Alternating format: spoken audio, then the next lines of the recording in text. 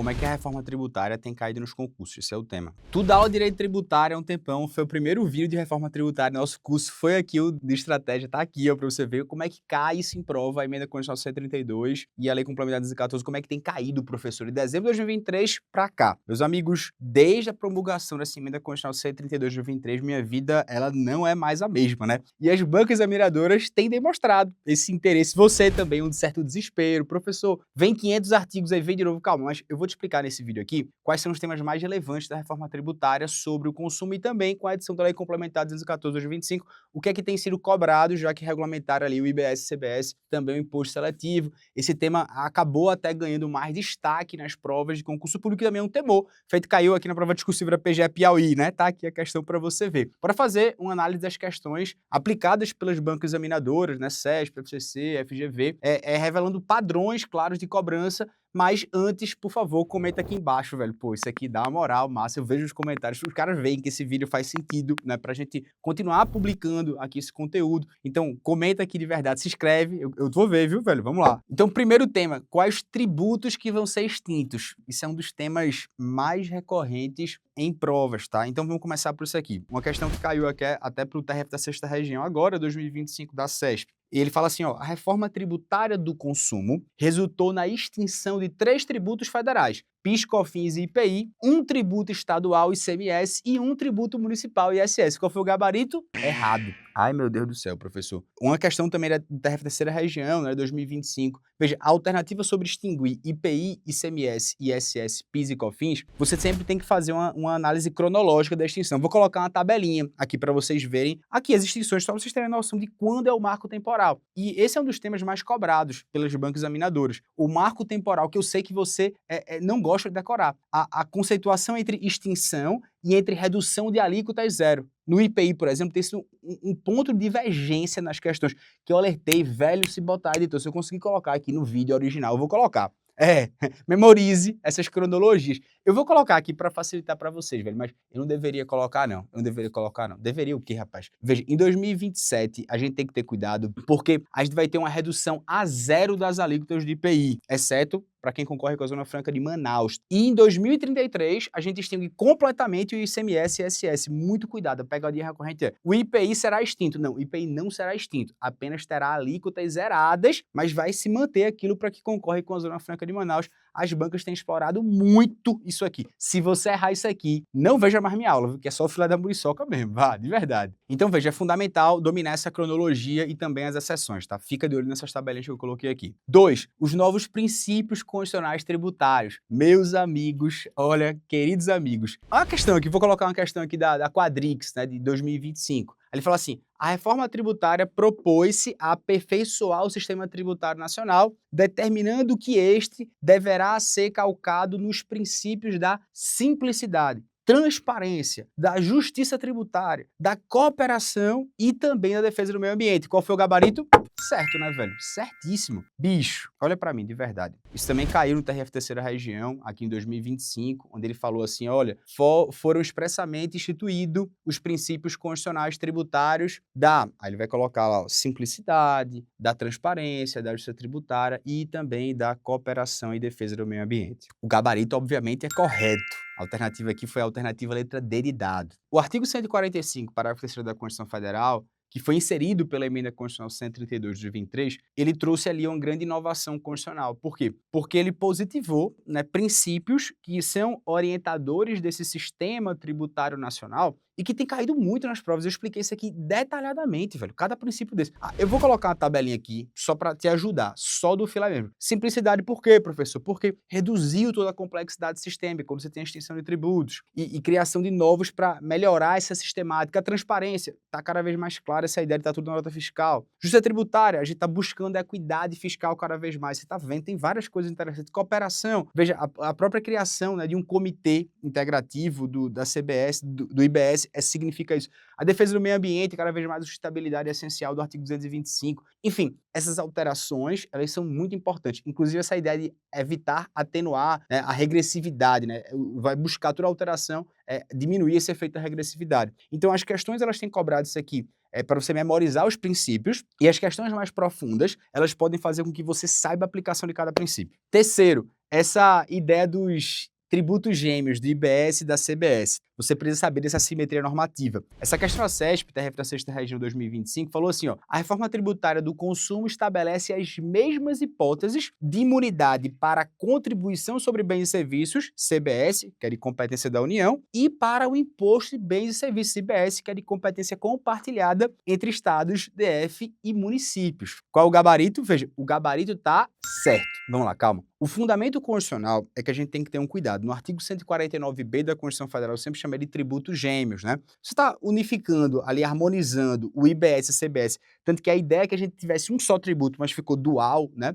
Eles vão ter que ter as mesmas regras. E ali vai dizer, ó, os fatos geradores são iguais, as bases de cálculo são iguais, as hipóteses de não incidência, tudo tem que ser igual, porque se você cria dois sistemas diferentes, você está fazendo com que o negócio fique mais complexo. E aí ele vai dizer ali sobre as imunidades, regimes específicos, ele vai dizendo ali tudo sobre a questão de você criar sistemas favorecidos de tributação, sobre as regras de não cumulatividade, sobre as regras de creditamento. Ele tem que unificar aquilo ali. Agora, claro, tem que ter um cuidado das imunidades aplicáveis, né? Porque ambos eles vão observar as imunidades do artigo 156 e não se aplica do artigo 195, parágrafo 7. Muito cuidado com isso aqui, eu sei que é muito complexo para esse vídeo, mas nisso aqui eles seguem as imunidades dos princípios, tá? No que tange, portanto, as imunidades dos impostos, melhor dizendo, tá? Para você não errar isso aqui, a imunidade recíproca dos impostos. Vamos falar de alguns aspectos específicos da Lei Complementar 214 hoje 25. Ela trouxe a lei sobre o princípio da neutralidade, isso foi cobrado numa prova aqui da Prefeitura de Biguaçu, Santa Catarina, que falou assim, ó, o IBS e o CBS são informados pelo princípio da neutralidade, segundo o qual esses tributos eles devem evitar distorcer as decisões de consumo e de organização da atividade econômica. Ora, o gabarito é correto, nem precisava da Lei Complementar 214. Aqui até tem uma pegadinha identificada. Vou trazer teve uma questão da Cefaz Rio Grande do Sul, que ela tentou confundir princípio do equilíbrio moderado. Tá? Isso aqui está incorreto. Eu vou mostrar essa outra questão para você ver. Uma questão sobre fato gerador e incidência foi cobrado na PGE Piauí 2025, fala assim, ó, considera-se ocorrido o fato gerador do IBS e CBS no momento do fornecimento nas operações com bens ou com serviços, ainda que é de execução continuada ou fracionada, entendendo-se por ocorrido o fornecimento quando o bem for encontrado desacobertado de documentação fiscal idônea. Gabarito correto. Essa já foi uma questão mais difícil. De verdade, foi uma questão mais difícil. Por quê? De fato, a gente tem ali uma irrelevância do lucro para você caracterizar a operação, está no artigo 4º, parágrafo 3º da Lei Complementar 214. Também tem uma questão que tem cobrado muito, que é a incidência sobre brindes e bonificações, né? Artigo 5º, inciso 2 da Lei Complementar 214, e também o aumento da ocorrência do fato gerador, artigo 10. Eu estou dando essa dica depois para você fazer uma leitura. Tá? Sobre as imunidades específicas, no TRF da região 2025, ele disse assim, ó,